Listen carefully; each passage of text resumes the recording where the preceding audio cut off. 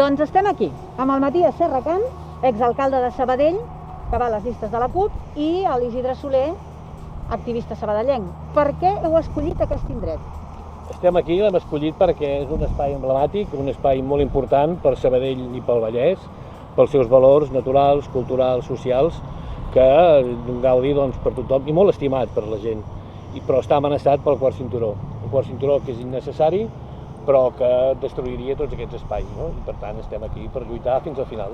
De fet, per això volem tenir més força al Parlament, no? Per evitar la destrucció d'aquests espais, per conservar-los, per gestionar tot aquest espai agroforestal que hi ha en el conjunt de la Plana del Vallès i per capgirar el model de mobilitat. Menys cotxes, més trens. Això és el que fa falta en un territori com el del Vallès.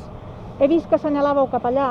És per on suposadament hauria de passar el quart cinturó? Sí, de fet, aquest és l'espai més amenaçat i més visible de la ciutat de Sabadell, no? I el que hem de fer és conservar aquest paisatge històric i no deixar-nos el perdre per una infraestructura que forma part d'aquell model dels anys 70.